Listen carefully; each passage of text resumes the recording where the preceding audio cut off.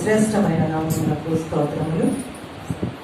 నాకు ఈ సమయం ఇచ్చినటువంటి సంఘ కాపరి గారైన మార్తా ప్రభు గారికి నా యొక్క ప్రత్యేకమైన వందన మరణాతలు తెలియజేస్తూ ఉన్నాను. అలాగే సంఘ పెద్దలైన వారికి సంఘమంతటి నా యొక్క మరణాతలు తెలియజేసుకుంటూ ఉన్నాను. అందరికీ మరణాత. అక్షరాలు సరిగ్గా చదవడం చేతగాని విద్యార్థి పరీక్షకు హాజరు కావాల్సి వచ్చిందంట. దేవుడే కృప చూపించాలి. ఆయన నామమునకి మహిమ కలుగును గాక. ఆమేన్. వాక్యం చదువుకుందాము. మత్తయి సువార్త 22వ అధ్యాయము 34వ వచనము.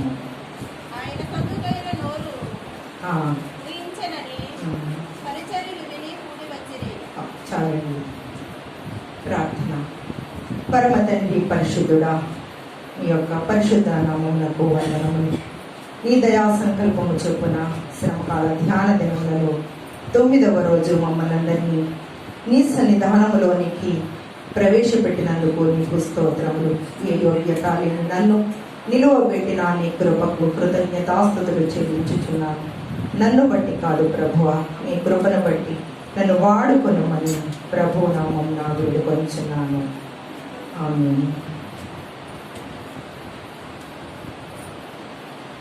దేవదూతలకును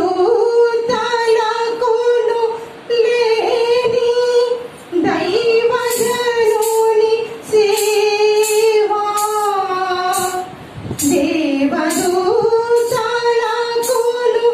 లేని దైవజనుని సేవా, దేవసుతుని సంఘ సేవ,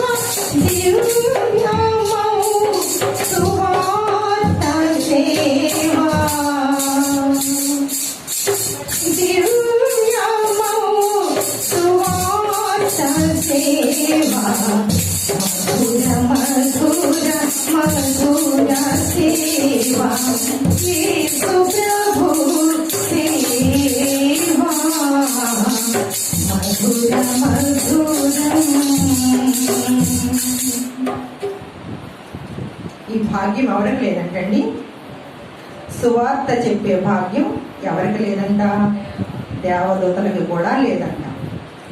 అట్టి భాగ్యము మనకు అనుగ్రహించిన దేవదేవునికి కృతజ్ఞతాస్తుతులు చెల్లించవలసిన వారమైన ఈ యొక్క మండల కాలంలో 9వ దినంలో మనమందరం ప్రవేశించాము.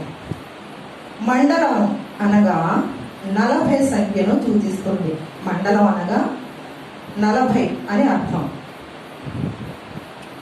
ఈ 40కున్న ప్రాముఖ్యత, ఈ 40 సంఖ్యకున్న ప్రాధాన్యత, ఈ 40 సంఖ్యకున్న విశిష్టత ఎంతో శ్రేష్టమైనదిగా గ్రంథంలో మనకు కనపడుచు ఉన్నది. ఎందుకంటే నోవాహు గారి టైంలో 40 రాత్రి పగళ్ళు జలప్రళయం వచ్చినట్లును, అంతేకాకుండా మోషే గారు 40 దివారాత్రులు దైవ సన్నిధానంలో ఉపవాస దీక్ష చేసినట్లును, అంతేకాకుండా ఏలియా గారు మరణాపేక్ష గలవాడై బదరి వృక్షం క్రింద కూర్చుని ఉన్నప్పుడు 2 సార్లు దేవదూత ఆహారము తెచ్చి బలపరిచి ఆ యొక్క బలంతో ప్రయాణము చేసి ఒక గుహలో ఆ యొక్క ఏలియా గారు ప్రవేశించినప్పుడు ప్రభువే ఆయనకు ప్రత్యక్షమైనట్లును, అంతేకాకుండా మోషే గారు 2వసారి అనగా మొదటిసారి ఆ యొక్క ధర్మశాస్త్రమును తెచ్చినప్పుడు ఇశ్రాయేలీల ప్రజలైన వారు తమ ఇష్టానుసారంగా గడుపుతూ ఉండగా ఆ యొక్క పలకలను కోపావేశము గలవాడి పగులుగట్టిన కారణంగా 2వసారి ఆ యొక్క పలకలను మళ్ళీ సంపాదించడానికి, మరొకసారి ఆ యొక్క 40 దినాలు దైవ సన్నిధిలో గడపడానికి మళ్ళీ ఆ యొక్క 40 దినాలు దైవ సన్నిధిలో గడిపినట్లుగాను, అంతేకాకుండా నీనివే మహాపురము నాశనం కాకుండా ఉండేటట్లుగా యోనా ప్రవక్త ద్వారా 40 రోజుల్లో ఈ యొక్క పట్టణాన్ని ప్రభువు నాశనం చేస్తాడు అని ప్రకటించడానికి యోనాను ఏర్పాటు చేసుకున్నట్లును, అంతేకాకుండా గొలియాతు 40 ఉదయ సాయంత్రాలు ఇశ్రాయేలీల ప్రజలకు సవాలు విసిరినట్లుగాను, అంతేకాకుండా కానానులో వేగుల వారు పర్యవేక్షణ చేసిన దినములు 40. అంతేకాకుండా యేసుక్రీస్తు ప్రభు వారు దేవుని పరిచర్యకు ముందు 40 దినాలు ఉపవాసం ఉన్నట్లుగా దైవ గ్రంథంలో మనకు కనబడుచు ఉన్నది. దైవ గ్రంథం మనకు తెలియజేస్తూ ఉన్నది. అంతేకాకుండా 40 గ్రామాల సముదాయం కలిపి ఒక మండలం అంటారు. అంటే 40 ఊర్లు కలిపి ఒక మండలంగా పరిగణింపబడుతుంది నిర్దోవల్ మండలం. అంటే నిర్దోవల్ మండలానికి సంబంధించి 40 గ్రామాలు చేర్చబడి ఉంటాయన్నమాట. అయితే ఈ వాక్యంలో చూసినట్లయితే, అంతేకాకుండా ఎవరికైనా ఒకరికి ఒక జబ్బు వస్తే గతంలో, ఇప్పుడంటే ఇంగ్లీష్ మందులు వచ్చాయి కానండి, గతంలో ఔషధాలు ఇచ్చేవారంట. ఆ ఔషధాలు అతనికి గుణం కనిపించాలంటే ఒక ఔషధం లేదా ఒక లేపనము ఇచ్చి 40 రోజుల కాల పరిమితి ఇచ్చేవారంట. అంటే 40 రోజులకు ఆ యొక్క గుణం కనిపిస్తూ ఉందన్నమాట. ఆ రీతిగా 40కున్న ప్రాముఖ్యత, ప్రాధాన్యత చాలా శ్రేష్టమైనదిగా మనకు తెలియబడుతూ ఉన్నది. మన జీవితంలో ఎన్నో శిలువ ధ్యానాలు వచ్చాయి, వెళ్ళిపోయాయి. అయితే ఈ శిలువ ధ్యానం అయితే వచ్చింది, వెళ్ళిపోయింది, వెళ్ళాము, వచ్చాము అన్నట్లుగా కాకుండా, యోవేలు ప్రవక్త గారు రాసినట్లుగా 2:12లో ఇప్పుడైనను మీరు కన్నీరు విడుచుచు దుఃఖించుచు మనపూర్వకంగా తిరిగి నా యొద్దకు రండి అన్నట్లుగా మనము, అంటే గతంలో మనం వచ్చాము, వెళ్ళాము, తిరిగిపోయాం. అంటే లోకం వైపు, పాపం వైపు, వగైరా వగైరా మనం తిరిగిపోయాం. అయినా ఇప్పుడు దేవుడు ఎలా ఆహ్వానిస్తున్నాడంటే, తిరిగి మళ్ళీ నా యొద్దకు రండి అని దేవుడు తన ఆహ్వానాన్ని మనకి తెలియజేస్తున్నట్లుగా వాక్యంలో మనకు కనబడుతున్నది. చదవబడిన వాక్యంలో మనం చూసినట్లయితే,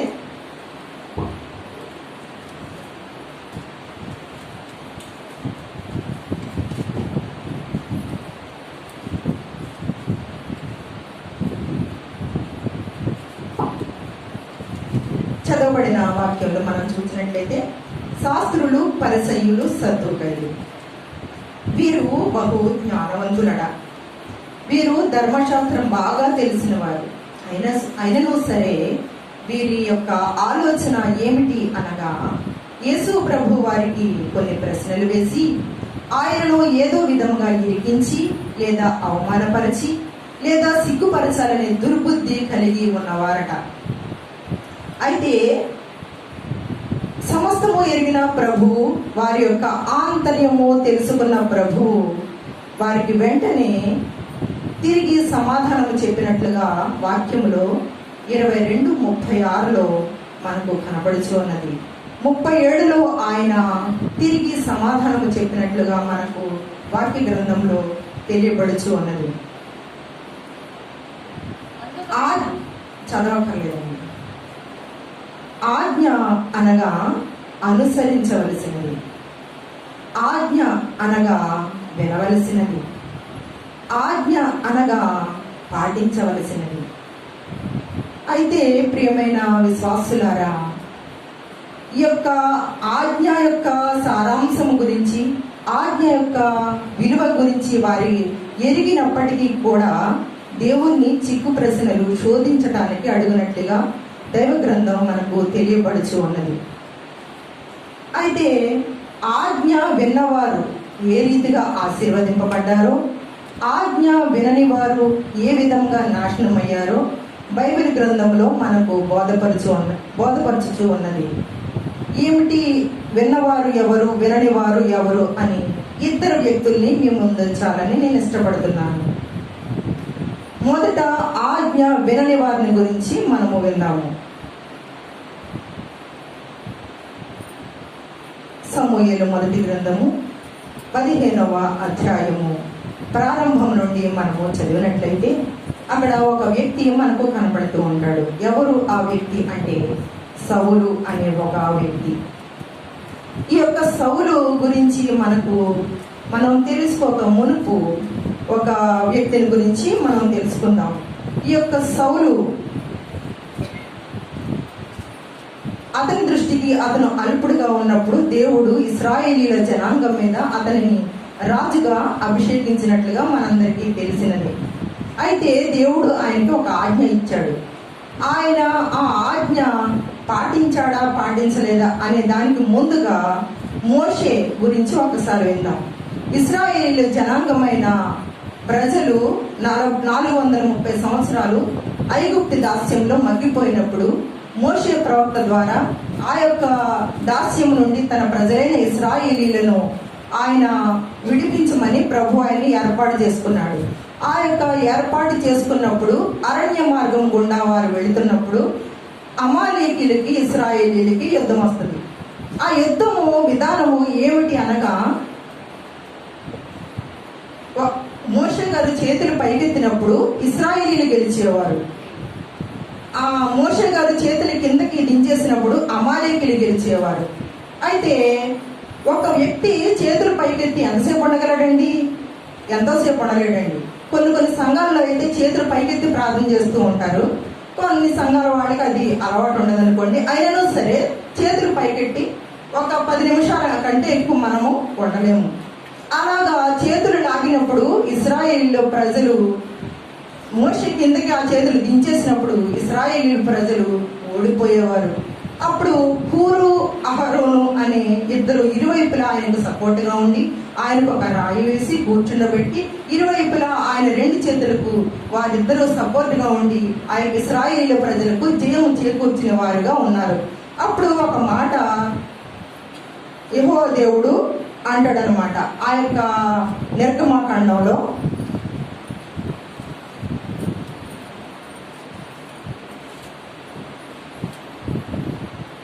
నిర్గమాకాండం 17వ అధ్యాయము చివరి భాగంలో ఏమని మాట్లాడతాడంటే,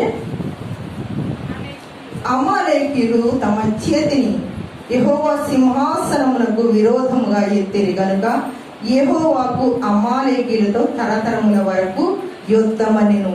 ఇది ఇశ్రాయేలీలకి అమాలేకీయులకి యుద్ధం కాదండి, యెహోవా దేవుడికి అమాలేకీయులకి యుద్ధం అన్నమాట.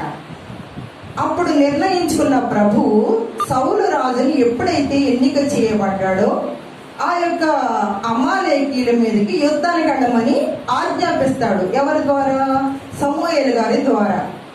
అలా ఆజ్ఞాపించినప్పుడు సమూయేలు గారి ఆజ్ఞ సౌలు రాజు గారు ఆచరించాలి లేదా వినాలి. అప్పుడు ఏం చేస్తాడంటే సౌలు రాజు ఆ యొక్క అమాలేకీయుల మీదకి యుద్ధానికి వెళ్ళి ఆ అమాలేకీయులను ఏం చెప్తాడంటే, ఆజ్ఞ ఎలా ఇస్తాడంటే రాజు దగ్గర నుంచి పసిపిల్లల పిల్లల వరకు చంపేయమని ఆజ్ఞిస్తాడు. అంతేకాకుండా వాళ్ళ పశువుల మందలు అన్ని కూడా చంపేయమని ఆజ్ఞాపిస్తాడు. అయితే ఈ సౌలు ఏం చేస్తాడంటే రాజును బ్రతకనిస్తాడు. వాటిలో క్రొవ్విన వాటిని, పశువులను మందలను అన్నిటిని కూడా పక్కన పెడతాడు.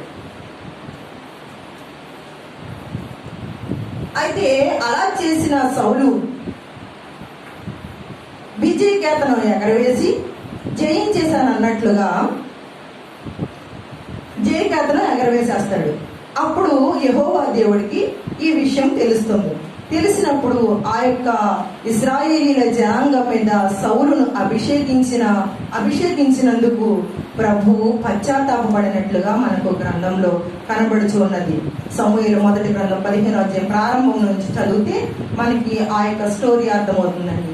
అప్పుడు సమూయేలుతో ఇలా, నేను సౌలు రాజుని అభిషేకించినందుకు నేను పశ్చాత్తాపపడుతున్నాను అన్నట్లుగా సమూయేలుతో చెప్తే, సమూయేలు రాత్రంతా కోపావేశుడే ప్రార్థన చేస్తాడంట. కోపావేశం మీకు ఎప్పుడైనా కలిగిందండి? నాకు చాలాసార్లు కలిగింది.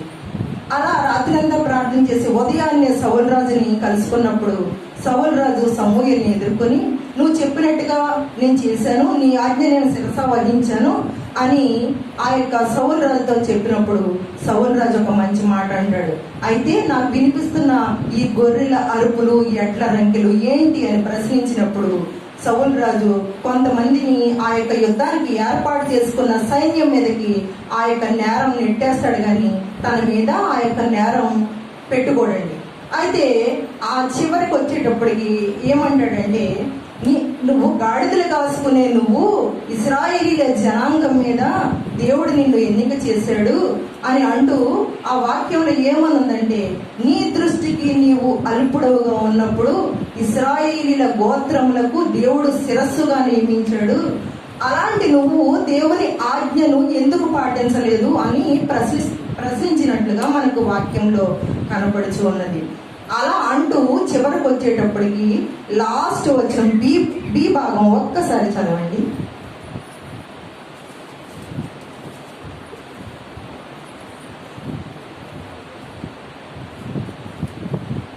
ఆలోచించుము, అక్కడి నుంచి 1 సమూయేలు గ్రంథము 15వ అధ్యాయము చివరి వచనంలో బి భాగం.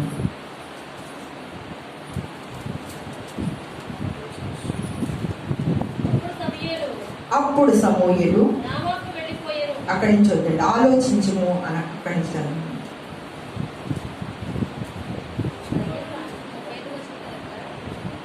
22 15-22. అందుకు సమూయేలు సెలవిచ్చిన ఆజ్ఞకు ఒకడు గైకొనుట వలన యెహోవా సంతోషించిన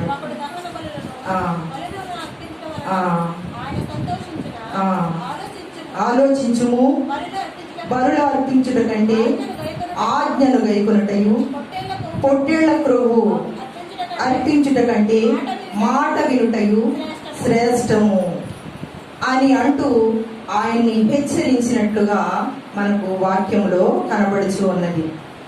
ఆ రీతిగా ఆజ్ఞ వినని సౌలు అదే అమాలేకీల ద్వారా చంపబడినట్లుగా కూడా వాక్యంలో మనకు బోధపడుచు ఉన్నది. ఈ రీతిగా మాట వినని సౌలు జీవితం ఇలా ముగించబడింది. ఆ రీతిగా నాశనమైనట్టుగా వాక్య గ్రంథం మనకు తెలియజేస్తూ ఉన్నది. అయితే మాట విన్న మరొక అతని గురించి మీ ముందు ఉంచాలని నేను ఇష్టపడుచున్నాను. ఆదికాండము 12వ అధ్యాయము ప్రారంభం నుండి మనము చదివినట్లయితే అందరికీ తెలిసిన వాక్యమేనండి. అక్కడ అబ్రహాం గారు కనిపిస్తారు.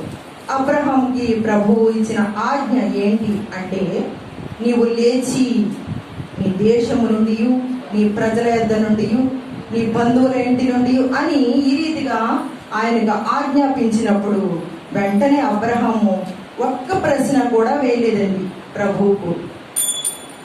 వేయకుండా, ప్రభా ఏ దేశానికి నేను వెళ్ళాలి, నేను వెళ్ళే మార్గం ఎటు, కనీసం ఆ దేశం పేరైనా చెప్పు, అసలు ఒక్క ప్రశ్న కూడా వేసినట్లుగా మనకు వాక్యంలో కనబడదండి. దేవుడు చెప్పాడు, అబ్రహాము చేశాడు, అంతే.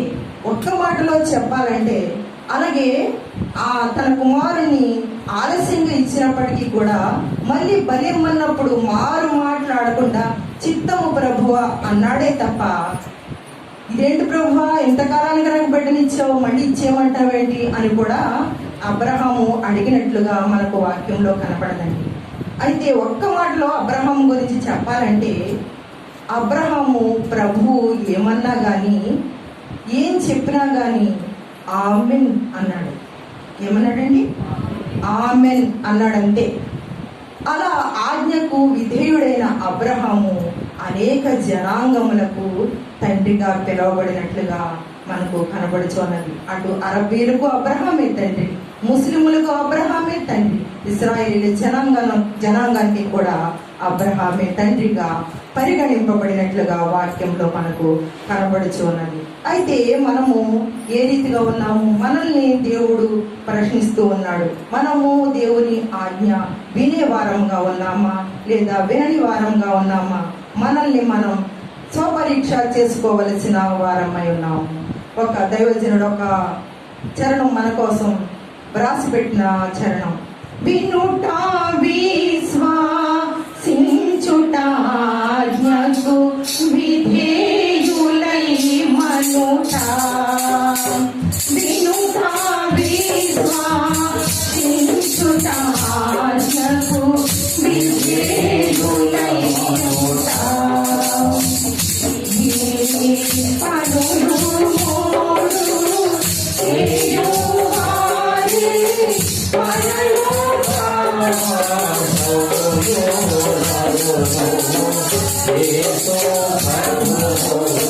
అయితే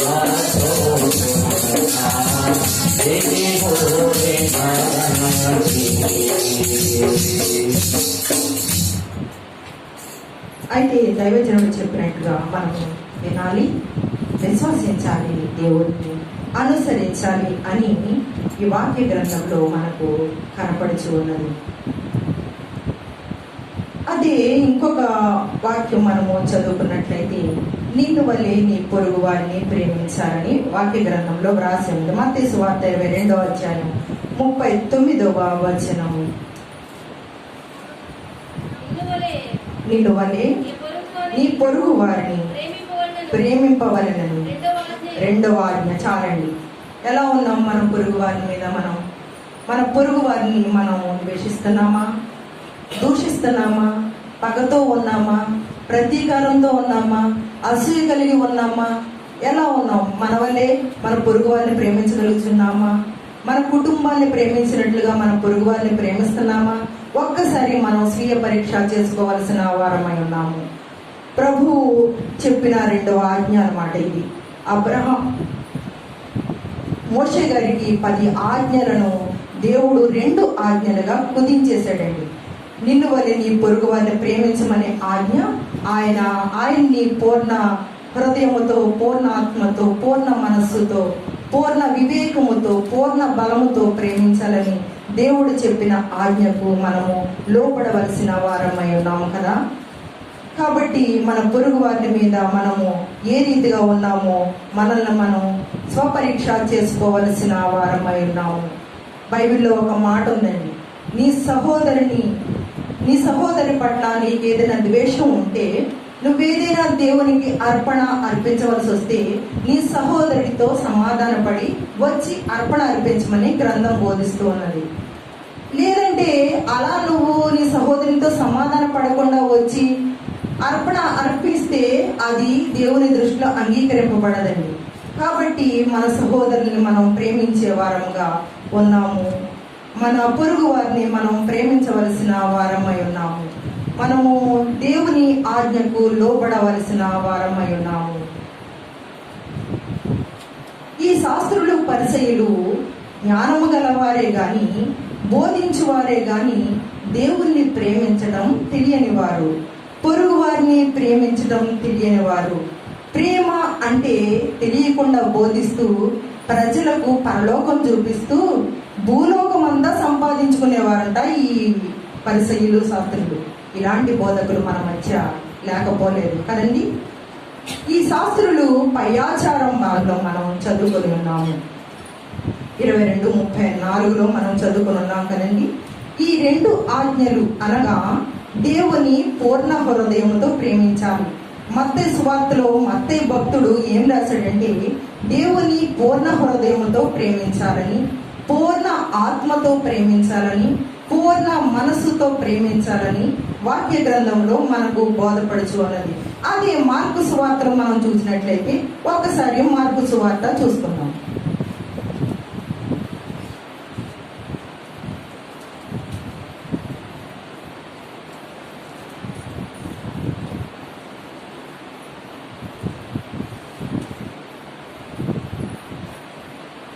పన్నెండు 30వ వచనం నుంచి చూద్దాం.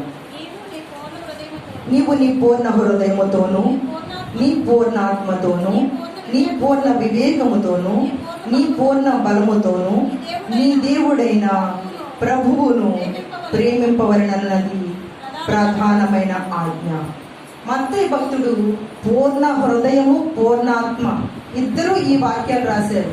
ఆయనైతే పూర్ణ మనస్సును యాడ్ చేశాడండి. ఈయనైతే పూర్ణ బలము, పూర్ణ వివేకము, 5 రకాలైన ఆజ్ఞలు దేవుడు మనకు ఈ వాక్యంలో తెలియచేయించి ఉన్నాడు. ఈ 5 రకాల ఆజ్ఞలు మనము పాటించవలసిన వారమై ఉన్నాము. బైబిల్ గ్రంథంలోనంట 616 ఆజ్ఞలు ఉన్నాయంటండి. ఈ 616 ఆజ్ఞలు కూడా ప్రేమించడం అనే ఆజ్ఞ మనము ఎప్పుడైతే నెరవేరుస్తామో, లేదా ఎప్పుడైతే మనము పాటిస్తామో ఈ 616 ఆజ్ఞలన్నీ కూడా నెరవేర్చినట్లే అని వాక్య గ్రంథం మనకు తెలియచేయచ్చు అన్నది. అలాగే మన సహోదరి పట్ల మనం ప్రేమ చూపించాలని కూడా ఈ వాక్య గ్రంథంలో వ్రాయబడినట్లుగా మనము చూస్తూ ఉన్నాం. దేవుణ్ణి పూర్ణ హృదయంతో ప్రేమించాలి, పూర్ణ ఆత్మతో ప్రేమించాలి. అలాగే సహోదరుని కూడా అదే మనస్సు కలిగి ప్రేమించవలసిన వారమై ఉన్నాము. పూర్ణము అంటే ఏంటండి? అసంపూర్ణము కానిది పూర్ణం అన్నమాట. అంటే అందులో వెలితుండకూడదు, నిండు మనస్సుతో ప్రేమించవలసిన వారమై ఉన్నాము. కాబట్టి మనము ప్రేమించేటప్పుడు లోపల ఒకటి బయట ఒకటి అనేది కాకుండా మనము మనస్సులో ఏదుందో అదే బయటికి మనము వ్యక్తపరిచే వారమై మనము ఉండేటట్లుగా మనల్ని మనము దిద్దుకోవలసిన వారమై ఉన్నాము. మన పొరుగు వారిని మనము సరిగ్గా ప్రేమించలేనప్పుడు, పొరుగు వారి మీద మనము పక్షపాతము చూపించినప్పుడు మనకంటండి దేవుని ఆజ్ఞను తిరస్కరించిన వారమై ఉంటామని బైబిల్ గ్రంథం మనకు బోధిస్తోంది. పక్షపాతం చూపించే వారికంట పక్షవాతం వస్తుందంట. మీకు తెలుసండి మాట. ఒక దైవజనుడు ఈ రీతిగా చెప్పాడనమాట, ఎవరి మీదైనా మనం పక్షపాతం చూపిస్తే పక్షవాతం వస్తుందంట. జాగ్రత్త ప్రియులారా, మనము పక్షపాతం చూపించేవారుగా మనం ఉండకూడదు. అదే 1 కొరింథీ 13వ అధ్యాయం ఒక్కసారి మనము చూసినట్లయితే, ప్రారంభం నుండి మనము చూసినట్లయితే దాంట్లో ప్రేమ గురించిన వాక్యమే మొత్తం అంతా. నేను మనుషుల భాషలతోనూ దేవదూతల భాషలతోనూ నేను మాట్లాడినను ప్రేమ లేని వాడనైతే మోగెడు కంచును గణగణలాడు తాళమును అయ్యుందును. ప్రవచించు కృపావరము కలిగి ధర్మములన్నీయు మర్మములన్నీయు జ్ఞానమంతయు ఉండివాడనైనను కొండలను తెగిలింపగల పరిపూర్ణ నేను వ్యర్థుడను. చూసారండి, ప్రేమ లేకపోతే వ్యర్థుడను అంటూ ఎన్నున్నా ఎంతున్నా ఎంతటి వాళ్ళైనా సరే ప్రేమను చూపించలేని వారు ఎవరైనా సరే వాళ్ళు వ్యర్థమైన వారని వాక్య గ్రంథం మనకు తెలియపడుచు ఉన్నది. అయితే ఆ వాక్యమే చివరి భాగంలోకి వచ్చేటప్పటికి విశ్వాసము, నిరీక్షణ, ప్రేమ అనే 3 అంశాలు దాంట్లో ఉంటాయండి. కాగా విశ్వాసము, నిరీక్షణ, ప్రేమ ఈ 3ను నిలుచును, వీటిలో శ్రేష్టమైనది ప్రేమయే. చూసారండి, ప్రేమకి ఎంత విలువ ఉందో. విశ్వాసము, నిరీక్షణ, ప్రేమ ఈ 3 శ్రేష్టమైనది ఏది అని ప్రశ్నించినప్పుడు శ్రేష్టమైనది ప్రేమగా బైబిల్ గ్రంథంలో మనకు వ్రాయబడి దేవుడు మనకు అందించిన వారై ఉన్నారు. అంతేకాకుండా గలతీయులకు రాసిన పత్రిక 5వ అధ్యాయము 22వ వచనం మనము ఒక్కసారి చూసినట్లయితే అందులో ఆత్మ ఫలం కనిపిస్తుందండి. అయితే ఆత్మ ఫలమేమనగా ఒక్కసారి ఆగండి. అందులో ఏమనుందండి? ఆత్మ ఫలాలు అనుందా? ఆత్మ ఫలము అనుందా? ఆత్మ ఫలము, ఫలాలు కాదండి, ఆత్మ ఫలము. అందులో మొదటిది ప్రేమ. ప్రేమ, సంతోషము, సమాధానము, దీర్ఘశాంతము, దయాళుత్వము, మంచితనము, విశ్వాసము, సాత్వికము, ఆశ నిగ్రహము. మొత్తం ఏంటండి? 9. ఒక నారింజకాయలు ఎన్ని తొనలు ఉంటాయండి? 9 తొనలు ఉంటాయి. అందులో ఒక తొన లేకపోయినా ఆ వెలితిగానే ఉంటుంది. అందులో మొదటిది ఏంటండి? ప్రేమ. ఆ 9 కలిస్తేనే ఒక ఫలం అన్నమాట. ఆత్మ ఫలము ఒక్కటే. ఆత్మ ఫలాలు ఈ 9 ఫలాలు కాదండి, ఈ 9 కలిపి ఒకే ఒక ఫలం అన్నమాట. కాబట్టి ప్రియులారా, గమనించవలసిన వారమై ఉన్నాము. అయితే అంతేకాకుండా ఆ యొక్క మార్కు సువార్త 6వ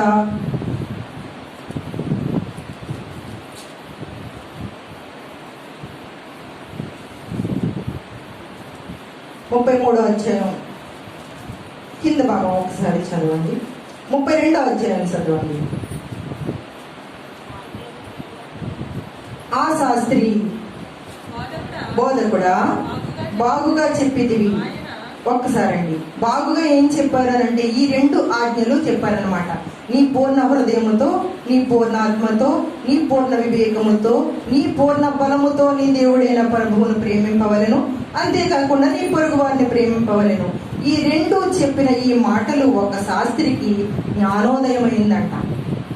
జ్ఞానోదయమయ్యి నీవు బాగుగా చెప్పితివి. ఆయన అద్వితీయుడనియు ఆయన తప్ప వేరొకడు లేడనియు నీవు చెప్పిన మాట సత్యమే. పూర్ణ హృదయముతోనూ, పూర్ణ వివేకముతోనూ, పూర్ణ బలముతోనూ ఆయనను ప్రేమించుటయు, ఒకడు తన్ను వలె తన పొరుగువాని ప్రేమించుటయు సర్వాంగ హోమముల కంటెను బలుల కంటెను అధికమని ఆయనతో చెప్పాను. జ్ఞానోదయమయ్యి దేవుడు చెప్పిన మాటను గ్రహించి సర్వాంగ హోమముల కంటే బలుల కంటే కూడా నువ్వు చెప్పిన 2 ఆజ్ఞలు కూడా చాలా శ్రేష్టమైనవని గ్రహించిన ఆ శాస్త్రితో ప్రభువు చెప్పిన మాట ఒక్కసారి చదువుకుందాము. 34వ వచనము. అతడు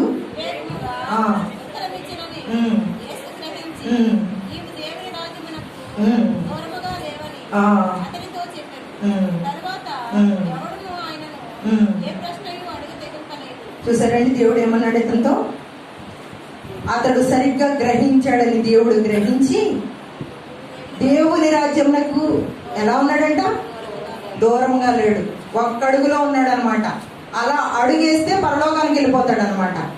అంటే మన సహోదరులు మనం ప్రేమించినప్పుడు, దేవుని పూర్ణ హృదయముతో ఆయన ఆజ్ఞలను మనము గైకొన్నప్పుడు ప్రభువు పరలోకానికి మనము ఒక్క అడుగేస్తే పరలోకంలో మనం చేరిపోతాం అనమాట అండి. ఇంకా తిరుగులేదు.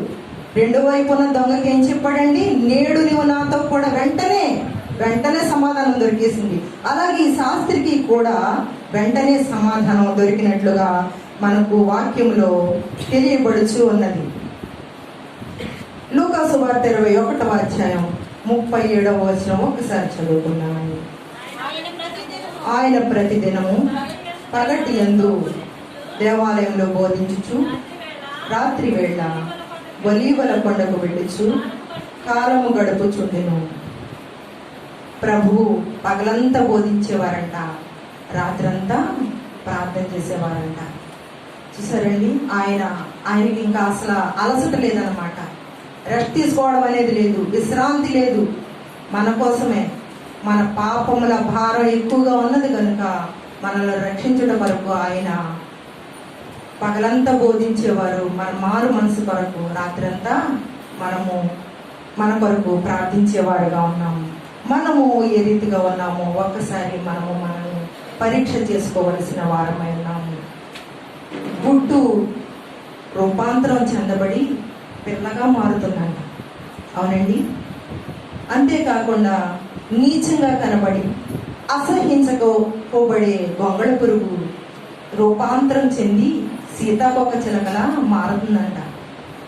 మనం ఎలా ఉన్నాం? ఒక్కసారి మనము స్వీయ పరీక్ష చేసుకోవలసిన వారమై ఉన్నాము. మనం కూడా ఆయన ఆజ్ఞలకు విధేయులమవుతున్నామా లేదా ఒక్కసారి మనము గ్రహించవలసిన వారమై ఉన్నాము.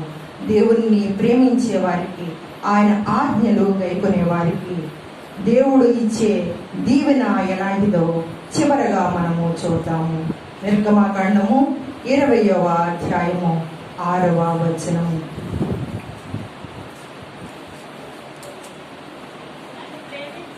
నన్ను ప్రేమించి నా ఆజ్ఞలు గైకొను వారిని 1000 తరముల వరకు కరుణించువాడనై ఉన్నాను.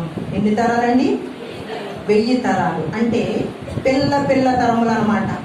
మన తర్వాత మన తరం, వారి తరం అలా దేవుడు 1000 తరముల వరకు కరుణించువాడై ఉంటాడంట.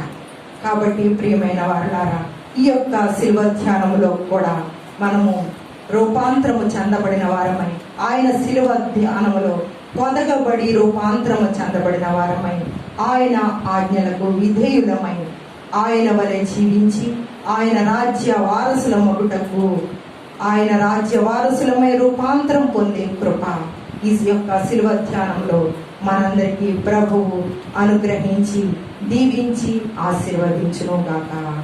ఆమేన్. ఈ సమయం ఇచ్చినటువంటి సంఘ కాపరి గారైన మార్తా ప్రబోధ్ గారికి నా యొక్క ప్రేమపూర్వక మరణాతలు తెలియజేసుకుంటూ ఉన్నాను. అందరికీ మరణాత చిన్న ప్రార్థన. ప్రభువా, నీ కృప ద్వారా నన్ను నిలవబెట్టుకొని నాలో ఉండి మాట్లాడి